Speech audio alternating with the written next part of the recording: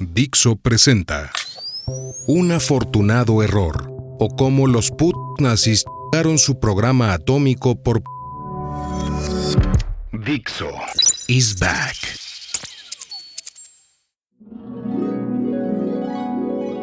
Érase una vez una gente muy peligrosa a la que llamamos los nazis. Tan peligrosa era que pusieron en marcha la mayor guerra de todos los tiempos, la Segunda Guerra Mundial. Puede que no la ganaran solo porque quisieron pelear junto con un puñado de amigotes contra el mundo entero a la vez. Sabiéndose en gran inferioridad numérica y material ante tanto enemigo, apostaron por la calidad frente a la cantidad. La calidad de sus tropas, con algunos de los mejores combatientes de todos los tiempos. La calidad de sus tácticas, que al principio parecieron imparables e invencibles, como la famosa Blitzkrieg. Guerra relámpago con la que conquistaron Francia en 6 semanas, y media Europa en no mucho más. Y la calidad de sus armas y equipos, aún recordadas por muchos con una mezcla de temor, fascinación y admiración. Pero a su líder, un tal Adolfo Hitler, del que quizá hayas oído hablar, no le bastaba eso. Además, apostó por un nuevo tipo de tecnologías militares llamadas Wunderwaffen, que, en el alemán original, significa algo así como armas maravillosas o armas milagrosas. Porque eso necesitaban, un milagro, cuando el mundo les tomó la medida y contraatacó. Pero no hubo milagro. Unas cuantas de esas Wunderwaffen no eran tan maravillosas, sino, simplemente, delirios irrealizables. Buques, tanques o cañones gigantescos que no podían construir, que no podían motorizar y que solo habrían servido como grandes objetivos para entrenamiento de la aviación enemiga. Misiles y bombarderos intercontinentales para los que ni siquiera existían las aleaciones necesarias, y hasta algunas cosas que estaban más en el plano de lo esotérico y místico que en el de la realidad científico-técnica. Muchas otras eran demasiado avanzadas o demasiado caras, tanto que jamás pasaron de dibujos en el tablero de diseño o primeros prototipos, como esas alas volantes que encandilan a quienes no entienden por qué los modernos aviones furtivos son furtivos, o las alas circulares, que hasta han dado pie a las fantasías de platillos volantes nazis en la luna y demás. Otras más exigían tecnologías que estaban en pañales, con lo que eran poco fiables, poco efectivas, o las dos cosas a la vez. No pocas resultaron más peligrosas para sus tripulantes que para el enemigo. También había ideas exóticas cuya utilidad táctica o estratégica nunca quedó muy clara. Algunas llegaron a entrar en combate en serio, con resultados muy variables. Los primeros cazas de reacción Messerschmitt Me-262 derribaron más de 400 aeronaves enemigas. El primer misil de crucero, la B-1, hizo bastante daño hasta que los ingleses descubrieron cómo interceptarlo fácilmente. La B-2 fue el primer cohete balístico más o menos guiado de cierto alcance, aunque no acertaba mucho. Los famosos tanques Tiger sí hacían daño. Sí, cuando no estaban averiados y tenían combustible. La Fritz X fue la primera bomba de aviación guiada y logró hundir varios buques aliados, etc. Al final, todas estas armas maravillosas no lograron alterar el curso de la guerra significativamente. Demasiado pocas, demasiado tarde, demasiado primitivas y por tanto demasiado problemáticas, caras, imprecisas y limitadas. Aunque unas cuantas abrieron puertas para diversos futuros, bastantes de sus creadores declararon después que les habría ido mejor gastando todo ese tiempo y dinero en fabricar muchas más armas y materiales de los de toda la vida. Pero bueno, la verdad es que sí hubo una que cambió el curso de la guerra. Más que eso, cambió la historia de la guerra y de la humanidad para siempre. Esa fue la bomba atómica. Solo que no la inventaron los nazis. La inventaron sus enemigos gringos. Ya sé que algunos dicen que los nazis lo lograron antes. Son fantasías. Por un lado, para este podcast tenemos los documentos originales del proyecto atómico alemán. En su día súper secretos, pero ahora desclasificados y conservados en los archivos federales de Alemania. Por cierto, un saludo agradecido para ellos y ellas, porque difícilmente se puede ser más amables y eficientes. Todo lo que vas a oír aquí sale directamente de la documentación original, no de las deducciones, fantasías u opiniones de nadie, de ningún signo, ni mucho menos de cualquier web de esas raritas o de algún tweet o post de Facebook. Pero, al mismo tiempo, los propios hechos también nos han obligado a contradecir la versión histórica convencional. Muchos mitos y leyendas van a caer aquí, eso te lo puedo asegurar. Pese a ello, no llegó a haber bomba atómica nazi. Además de todos esos documentos que hemos conseguido, escritos por sus propios protagonistas mientras lo intentaban, la bomba atómica no solo cambió la historia humana, también cambió la historia radioisotópica del planeta Tierra. O sea, dicho a lo más fácil, las armas nucleares generan unos isótopos, o sea, unas variantes de los átomos que no se dan en la naturaleza, pero, una vez creadas, perduran mucho tiempo. Algunas miles e incluso millones de años, y nadie ha encontrado nunca un isótopo de estos anterior al verano de 1945, porque ni siquiera los gringos, con todo su poderío económico y material, las consiguieron antes. Así que ni los documentos históricos alemanes, ni sencillas mediciones del medio ambiente global permiten pensar que hubo pruebas atómicas antes de Trinity, en el desierto de Nuevo México, el 16 de julio de 1945. Para entonces, los nazis ya habían perdido la guerra catastróficamente. Por esas mismas fechas, Hitler llevaba muerto más de 2 meses y Truman, Churchill y Stalin se repartían Alemania, Europa y el mundo como buenos compadres en la conferencia de Potsdam. Pero la guerra en el Pacífico seguía, así que las bombas atómicas en cuestión se usaron contra Japón, Hiroshima, Nagasaki, los días 6 y 8 de agosto de 1945, con los resultados terribles por todos conocidos.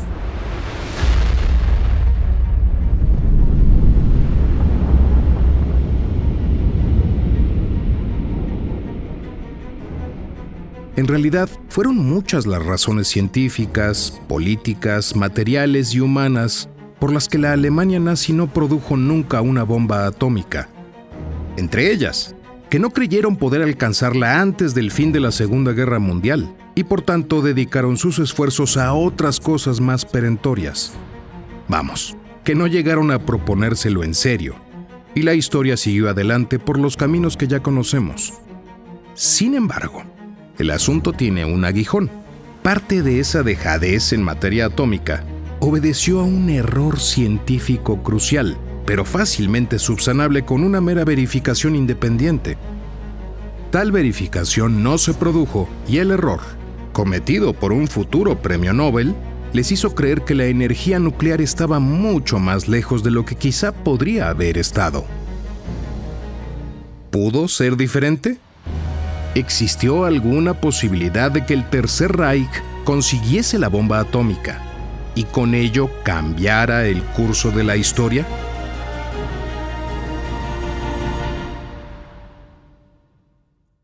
El 3 de julio de 1967, 22 años después de que terminara la Segunda Guerra Mundial, el físico teórico y premio Nobel alemán Werner Heisenberg concedió una entrevista a un profesor universitario estadounidense.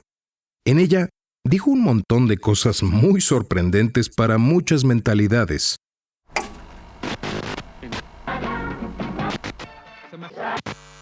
Ya al principio principio sospechábamos que si era realmente posible hacer explosivos atómicos, tomaría tanto tiempo y requeriría un esfuerzo tan enorme que había una muy buena probabilidad de que la guerra terminase antes de lograrlo.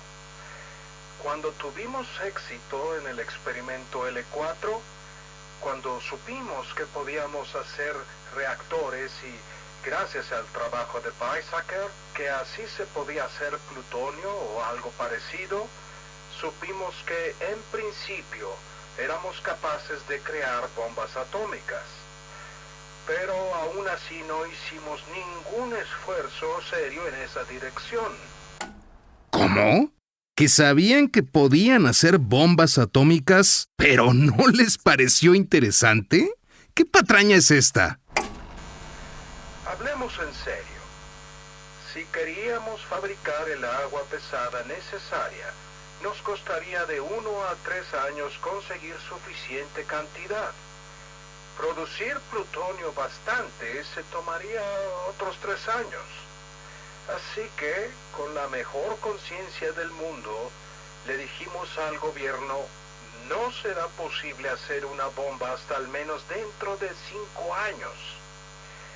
Ya sabíamos que prohibirían cualquier nuevo desarrollo que no pudiera usarse durante el año siguiente o así. Estaba claro que iban a decir, no dediquemos esfuerzos a la bomba atómica. Y eso fue lo que pasó. A ver. El líder más destacado del programa atómico alemán nos está diciendo que, básicamente, ¿no hubo un programa atómico alemán? O, al menos, ninguno con la capacidad de llegar a ninguna parte. Que, en la carrera por la bomba, Estados Unidos estuvo esencialmente solo, a pesar de todos los temores geniales emigrados allí huyendo del nazifascismo.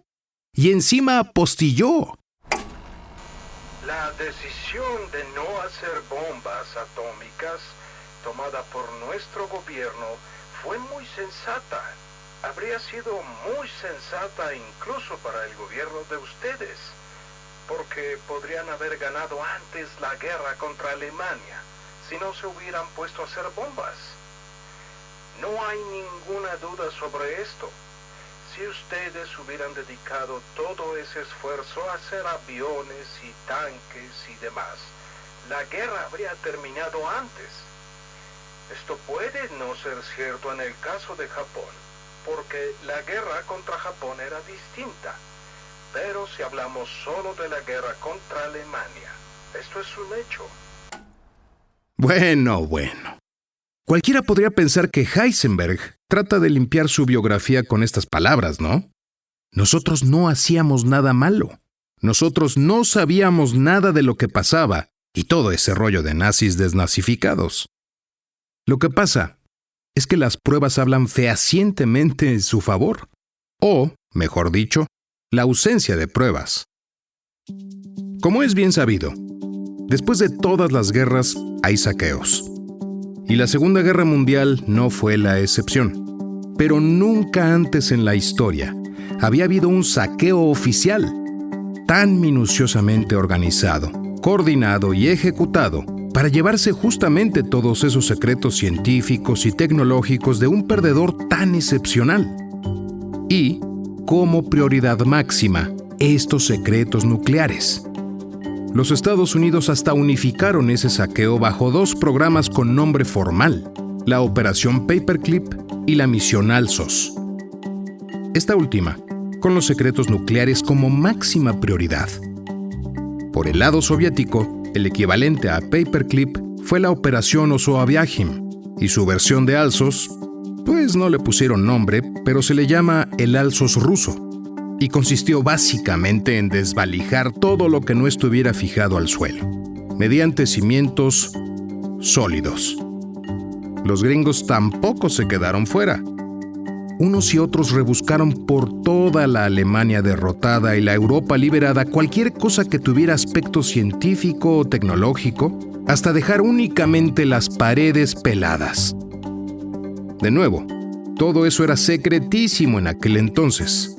Pero ahora, ya no queda nada por desclasificar. Y en la cosa atómica, tanto la misión Alsos estadounidense como su versión soviética solo encontraron indicios de unas investigaciones dispersas, poco decididas, apenas dotadas de recursos, orientadas fundamentalmente a la construcción de reactores experimentales, ninguno de los cuales logró alcanzar masa crítica. Lo más avanzado fue un reactor a medias hallado en una cueva de Haigerloch, Suabia, del que ya hablaremos más adelante. Eso fue todo. Los documentos, los testimonios, las pruebas materiales, el registro radioisotópico del medio ambiente terrestre. Todo indica que Alemania en ningún momento se planteó seriamente el desarrollo de armamento nuclear.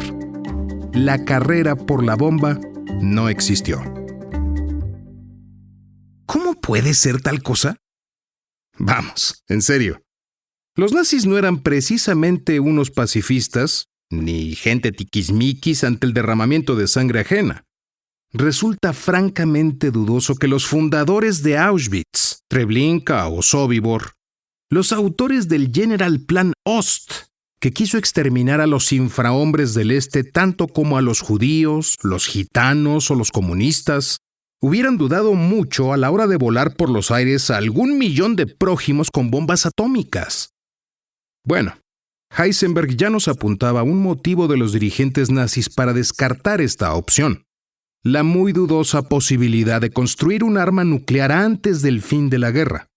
Este premio Nobel alemán, en la entrevista mencionada, aún sugiere alguno más. Había, por supuesto, una intención muy clara por nuestra parte. Teníamos que impedir que nos implicaran en un gran esfuerzo por hacer bombas atómicas. Lo que queríamos era conseguir el dinero justo para seguir adelante con nuestro proyecto de reactor. Pero nada más. Teníamos mucho miedo de que, en otro caso, alguien dijera: ahora vamos a por la bomba atómica. Y esto salió como esperábamos. Definitivamente no queríamos que nos metieran en este asunto de la bomba. No quiero idealizar esta cuestión. Lo hicimos también por nuestra seguridad personal. Pensábamos que la probabilidad de que esto condujera al desarrollo de bombas atómicas durante la guerra era casi cero. Si no hubiésemos actuado así, y si se hubiese puesto a trabajar a miles de personas en ello sin resultados, podría haber tenido consecuencias extremadamente desagradables para nosotros. ¿Y la dirigencia nazi no olió nada? Quiero decir, numerosos científicos y algunos políticos y militares venían hablando ya del advenimiento de la energía nuclear desde antes de la guerra. Pero si Otto Hahn y Lise Meitner habían descubierto la fisión nuclear en la misma Alemania nazi, siendo 1938. El 22 de abril de 1939, Georg Höss y Wilhelm Hanle comunicaron las posibles aplicaciones militares de la fisión del átomo al director de la División de Física del Consejo de Investigaciones del Reich, Abraham Esau. Apenas 2 días después, Paul Hartek, asesor científico de la Oficina de Municionamiento del Reich, le contó lo mismo a los militares. Es más, mucho más. El 29 del mismo mes, un montón de físicos se reunieron en el Ministerio de Educación para considerar todas estas cuestiones, fundando así el primer Uranverein, el Club del Uranio. Tenían hasta Hans Geiger, el del contador Geiger, ese trasto que hace y mide la radiactividad. Manfred von Arding iba por su cuenta, investigando la separación de isótopos con el apoyo entusiasta del ministro de Correos nazi, Wilhelm Ohnesorge. Todo en el más riguroso secreto. Pero, en los ámbitos del poder nazi, un secreto a voces. Evidentemente, el Führer y sus lugartenientes, tanto políticos como militares, tenían que estar al tanto de lo que se cocía en materia atómica, aunque fuera por encima. Más aún, en junio, el químico nuclear Nikolaus Reil, director científico de la empresa Auer Gesellschaft, contactó también a la oficina de municionamiento del Reich para comunicarles que la compañía estaba en posesión de una respetable cantidad de basura de uranio como resultado de su producción de radio, y que si estaban interesados, podían ponerse a procesar este uranio obtenido en las minas de la Checoslovaquia ocupada. Estaban interesados, claro. No tardaron mucho en abrir la planta de Oranienburg, al norte de Berlín, que produciría óxido de uranio y otros metales de interés hasta casi el final de la guerra.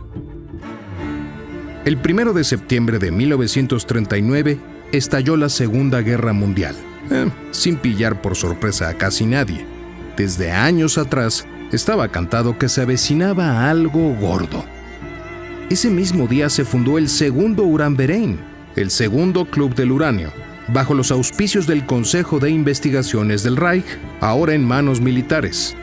Y el 19 de ese mismo septiembre de 1939, mientras las últimas tropas polacas caían ante la Wehrmacht en la batalla de Busra, los científicos atómicos alemanes del segundo club se reunieron en secreto por primera vez.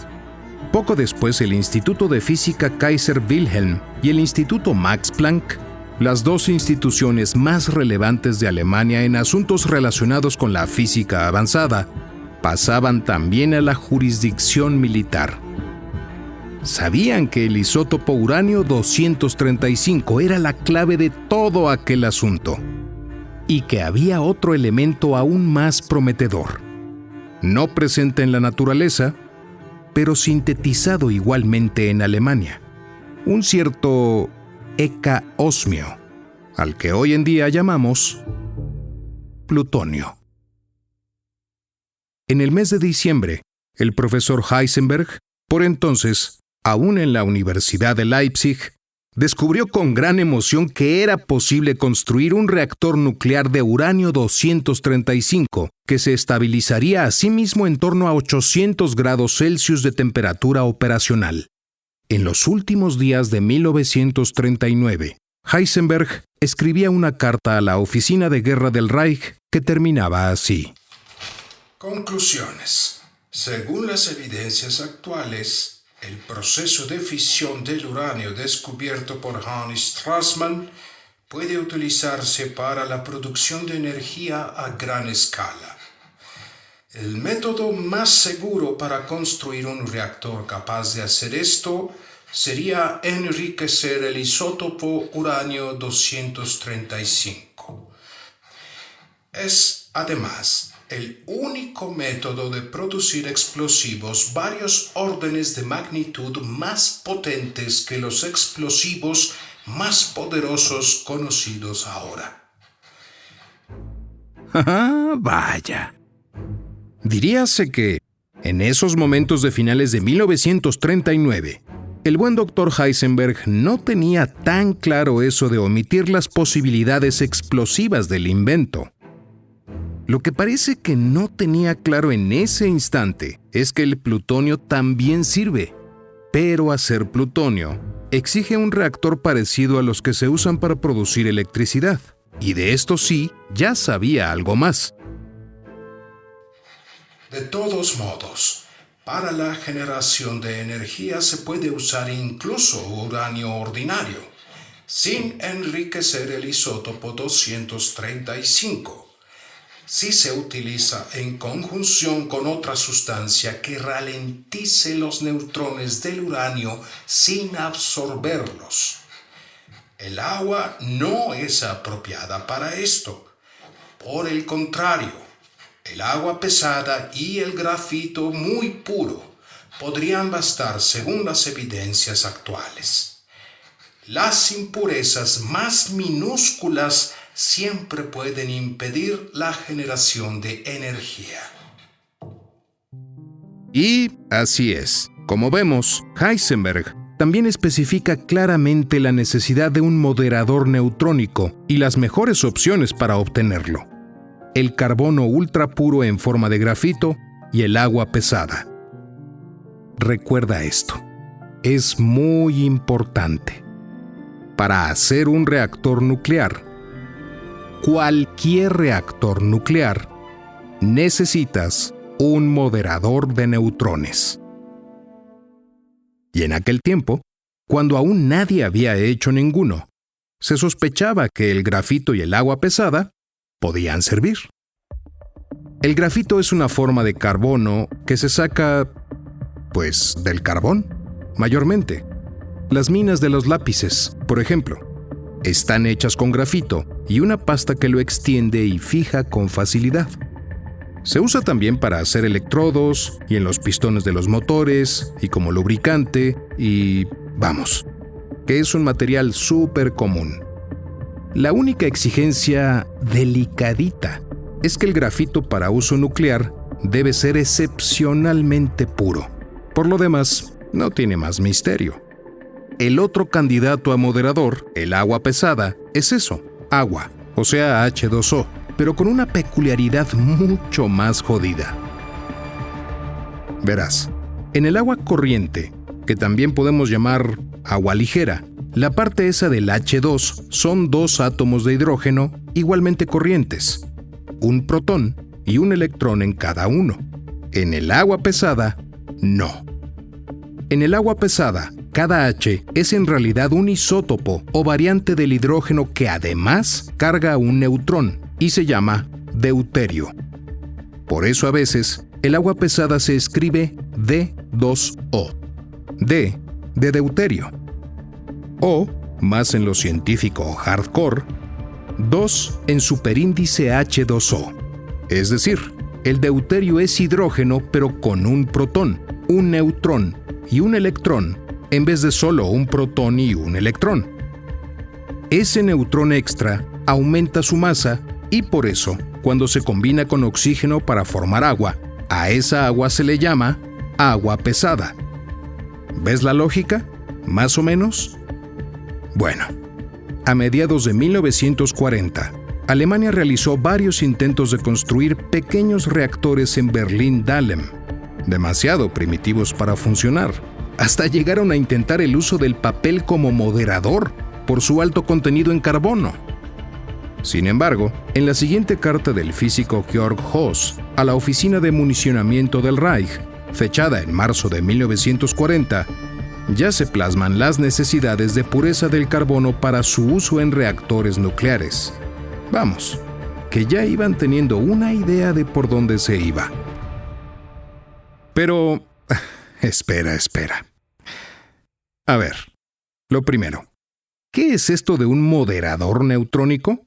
¿Y por qué es imprescindible para hacer un reactor nuclear? Spoiler. Sin empezar por ahí, no es nada fácil hacer armas nucleares. O, al menos, armas nucleares de calidad. Pero si los alemanes no hubieran cometido una serie de equivocaciones, algunas por descuido y otras por egos, culminando en un error fatal, puede que se hubieran dado cuenta a tiempo de que sí tenían abierto un camino a la bomba atómica, que incluso existía una remota posibilidad de conseguirla antes de que acabara la guerra. Imagínate. Pero eso en el próximo episodio.